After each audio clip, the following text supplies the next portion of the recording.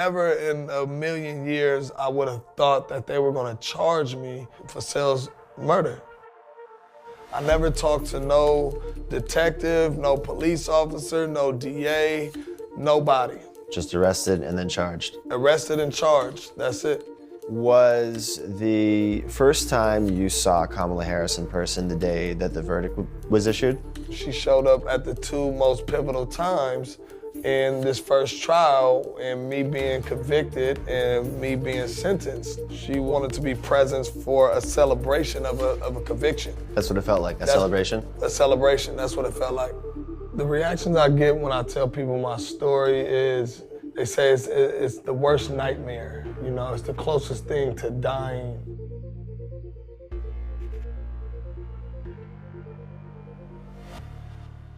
Jamal, I'm gonna read you a quote real quick. The job of a progressive prosecutor is to look out for those overlooked, to speak up for those whose voices aren't being heard, to see and address the causes of crime, not just their consequences, and to shine a light on the inequality and unfairness that lead to injustice. It is to recognize that not everyone needs punishment, that what many need, quite obviously, is help. Kamala Harris wrote that in her book, The Truths We Hold. Does that sound consistent with the with the brand of justice that you saw administered by offices that she was running? It definitely sounds like Kamala Harris right now as a senator. But at the time of her being the head district attorney of San Francisco, that is almost polar opposite of what I felt and what our community felt in San Francisco. So Jamal, where are we? Right now we are in Sunnydale Projects, where I was born and raised at. Now, this isn't a place that you'll want to bring outsiders into, and a place that they don't want to go. This ain't a place that feels comfortable. It feels like you might get robbed, you might get shot. The police were keeping files on you, and your brothers, and other people who were living in Sunnydale from a very young age. They already had me labeled, because I'm in this community, as a potential gang member, potential killer, potential drug dealer. You gotta wake up to the fact that, you know, things are set up against us. There is a conspiracy. Yes. It happened to you. Exactly. There is proven in court. Absolutely. Places like this have been developed for predominantly African-American people to not be able to succeed beyond it. Yeah. What did you know about Kamala Harris? What did you know about San Francisco having a black DA? Nobody in the hood ever worried or focused on the DA position in general, but people did focus on it just a tad bit, that it was black, and feeling like, okay, this black lady in office, Kamala Harris, she's gonna understand where we come from, you know, and have more of a sympathetic way of prosecuting people that come from our communities who have been plagued with no opportunities. This is Hunters Point, where these different projects and communities used to really war with each other. Jamal, in July 2007, what's going on in your life at that point? I had recently just came off of I Love New York, and also that's when my friend Sel Kuka got killed. More than a year goes by and no one's been arrested in the case. You hadn't even been questioned.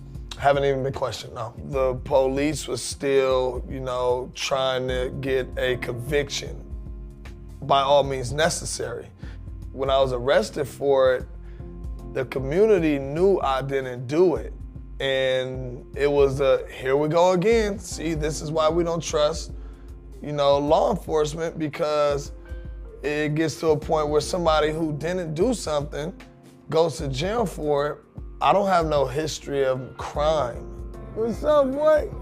I have a history of being around in the community, but that doesn't mean that I'm a suspect. I'm like, oh man, I'll be out within 72 hours. They're gonna figure this out. They're gonna clear this up. And then when you found out what the evidence was that they supposedly had you on, there wasn't much there. Can you describe what it was? They had a woman saying that she seen me kill Sale.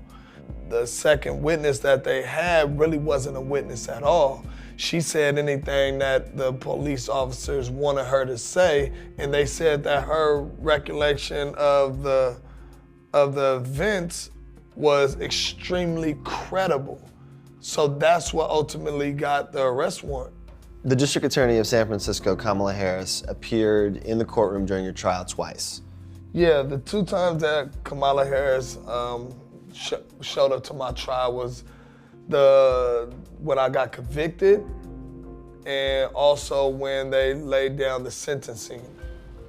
When you saw her on the day that the verdict was handed down, did you take that as a bad sign? It felt to me that she was well aware about my case, and she was there to set her presence, almost take pride in getting a conviction.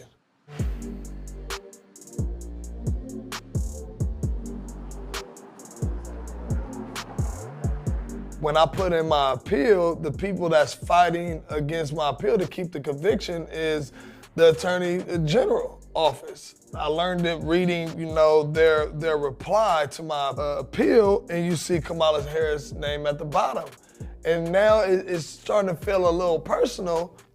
When you win the $13.1 million, it's a massive settlement. Did you feel like that was enough? There's not an amount that could get back those 7 years.